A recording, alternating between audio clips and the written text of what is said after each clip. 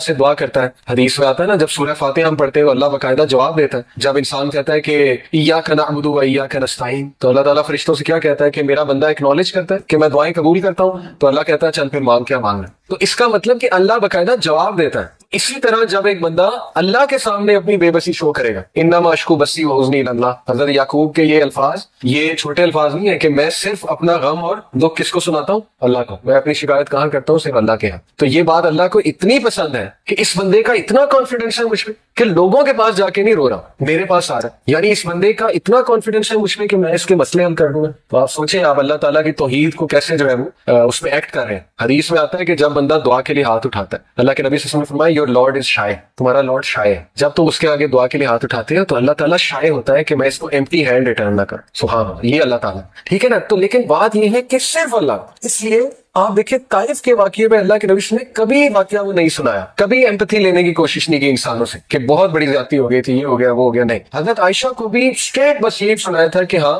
तुम्हारे लोगों ने मुझे उस दिन बहुत दुख दिया था, बस दैट्स इट। इसके अलावा कोई डिटेल नहीं। वो तो बाकी डिटेल तो हमें हजरत जैद से मिलती है ना, हजरत जैद उनके साथ थे, हजरत जैद बिन हारिसा, उनके जो मुंह बोले बेटे थे, वो तो उनसे मिलती है, ठीक है ना। या किसी और ने अगर देखा हो, विटनेस किया हो, तो डिटेल उससे आ रही। तो साबित ये होता है कि मुसलमान स्ट्रॉन्ग होना चाहिए, मुसलमान का सारा एतकाद जो है वो अल्लाह पर होना चाहिए। मैं आपको एक बात तजर्बे से बताता हूँ, आप लोगों के सामने अपनी वीकनेस शो करेंगे ना, रोना धोना, एक टाइम आएगा लोग कहेंगे यार ऐसे रोंदा रहता, आपके बारे में मशहूर हो जाएगा कि ये तो हर वक्त इसने रोना डाला होता है। तो फिर क्या फायदा हुआ, ठीक है ना। एक टाइम तक लोग हेल्प करेंगे, उसके बाद जो है वो लोग भी तंग आ जाएंगे। तो इसलिए अल्लाह के सामने पिटी जो है वो अल्लाह को शो करे कि अल्लाह मुझ पर रहम कर, रब्बी फिर वरहम व अंत खैरुर राहिमीन। और ऐसे कॉन्फिडेंस से अल्लाह आपकी फिर ऐसी मदद करेगा कि आपका गुमान, यही उस आयत का मतलब है, वमन यत्तकिल्लाह यजअल लहु मखरजा। जो कोई अल्लाह का तकवा इख्तियार करता है, अल्लाह उसे इस तरह से निकालता है उस मुसीबत से, और ऐसे ऐसे सोर्सेस देता है कि उसका गुमान भी नहीं जाता। लेकिन शर्त क्या है कि अल्लाह पे कॉन्फिडेंस, इस लेवल का कॉन्फिडेंस कि नहीं मेरा मसला अल्लाह ही हल कर सकता है, मैंने अल्लाह से ही लेना है, मैं इसके अलावा कोई और कुछ सोच ही नहीं सकता। बच्चे की तरह पीछे पड़ जाए अल्लाह का, जैसे छोटा बच्चा अपने माँ बाप के पीछे पड़ जाता है ना कि नहीं नहीं मुझे चाहिए मुझे चाहिए मुझे चाहिए, अल्लाह ताला बहुत खुश होता है, ठीक है। क्योंकि this shows your confidence on Allah सुब्हानहू व तआला, this shows how much you rely on Allah, how much you are confident on Allah कि अल्लाह ताला मेरा रब है और वो हर चीज देने पे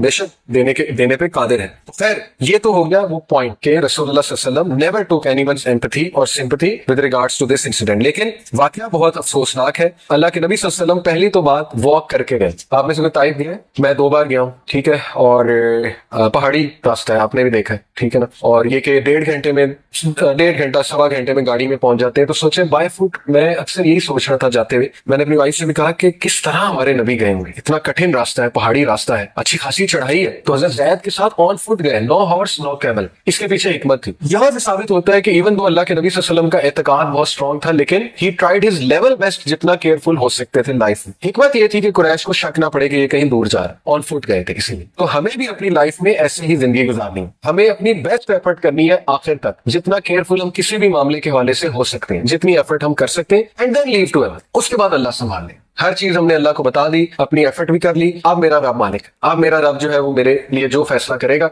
उसको मैं कबूल भी करूंगा, लेकिन ये कि मदद तलब करता रहूंगा अपने रब की, ठीक है। तो वो बाय फुट गए। और वजह क्या थी ताइफ को सिलेक्ट करने की? ये 3-4 वजूहात जो है वो बयान की गई। पहली वजह ये थी कि क्लोजेस्ट सिटी थी मक्का के हवाले से, मक्का के सबसे करीब ताइफ थी, और ये कि इनके दरमियान कॉन्स्टेंट राइवलरी और पीस ट्रीटीज होती रहती थी इन 2 मेजर सिटीज के दरमियान। दूसरी वजह ये थी कि मक्का के लोग ताइफ के लोगों को बहुत अच्छे से फैमिली बाय फैमिली जानते थे। यहाँ तक के रवायात में आता है कि एक जो चीफ था ताइफ का, उसकी शादी जो है वो नबी अकरम सल्लल्लाहु अलैहि वसल्लम की एक आंट के साथ हुई थी, डिस्टेंट आंट के साथ, यानी एक रिश्तेदारी भी थी अल्लाह के नबी सल्लल्लाहु अलैहि वसल्लम की ताइफ के इलाके में जो चीफ था उसके हवाले से। तो ये वाकया पेश आया शवाल के महीने में, और ये वही महीना है जब अबू तालिब और हजरत खदीजा की वफात होती। और यहाँ से आप अंदाजा लगा लें कि अल्लाह के नबी सल्लल्लाहु अलैहि वसल्लम की great will power and his dedication towards the purpose and his focus के इतने दर्दनाक वाकयात हो गए जिंदगी में, लेकिन मिशन नहीं रुक रहा। इसलिए कहते हैं कि पर्पसफुल जिंदगी गुजारें। पर्पसफुल जिंदगी गुजारने का ये फायदा होता है कि जब तक आपका पर्पस जिंदा है आप मोटिवेशन से आगे बढ़ते रहते हैं। अल्लाह के नबी सल्लल्लाहु अलैहि वसल्लम अभी चंद डेज हुए हजरत खदीजा की वफात को और अबू तालिब की वफात, और उन्होंने कहा कि मिशन नहीं रुकना चाहिए, आगे चल। हम क्या करते हैं, जब हमारे साथ कोई हादसा पेश आता है तो हम बिल्कुल ठप हो जाते हैं और बिल्कुल जो है ना हम एनर्जी लूज कर देते। ऑल्दो ये बहुत मुश्किल है, आई टोटली अंडरस्टैंड एनर्जी के साथ चलना,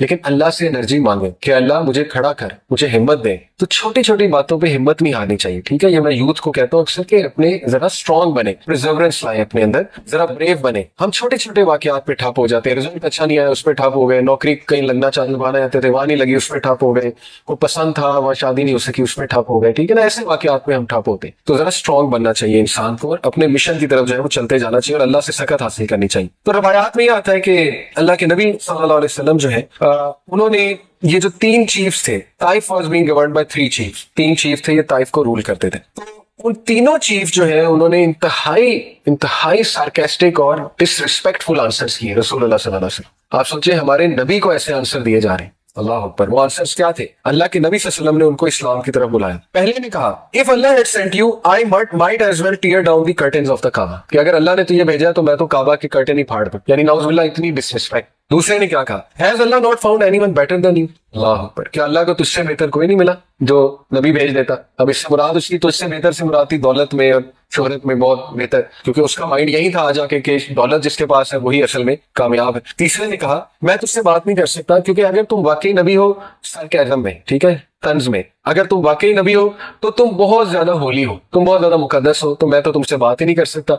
और अगर तुम नबी नहीं हो तो फिर तुम मेरे डिग्निटी से बहुत बिलो हो कि मैं तुमसे बात नहीं करूं। अल्लाह, देखिए हमारे नबी ने कितने सख्त सख्त अल्फाज बर्दाश्त किए दीन के रास्ते में। इसलिए अगर आपके घर वाले आपको कोई सख्त अल्फाज कह जाते हैं, वाले वालदा चचा कोई भी, नो प्रॉब्लम, रिवॉर्ड है इंशाल्लाह। दीन के रास्ते में कोई भी चीज आपको मुश्किल आएगी वो अल्लाह ताला आपको जजा देगा उसके हवाले से, ठीक है। तो अल्लाह के नबी सल्लल्लाहु अलैहि वसल्लम ने उनको सुना, इतने सख्त अल्फाज सुन लिए फॉर द सेक ऑफ अल्लाह। फिर अल्लाह के नबी सल्लल्लाहु अलैहि वसल्लम ने उनसे ये कहा, okay I will leave but please don't tell the Quraysh I came. हमारे नबी सल्लल्लाहु अलैहि वसल्लम ने उनसे कहा कि आप कुरैश को ना बताइएगा मैं यहाँ आया, क्योंकि ज़ाहिर है उससे मामला बिगड़ सकते। तो इसमें उन्होंने एग्री किया तीनों ने कि ठीक है हम कुरैश को नहीं बताएंगे। अब अल्लाह के नबी सल्लल्लाहु अलैहि वसल्लम ने हिम्मत नहीं हारी, तकरीबन 1 हफ्ता ताइफ में रहे, रवायात में आता है तकरीबन 1 वीक रहे।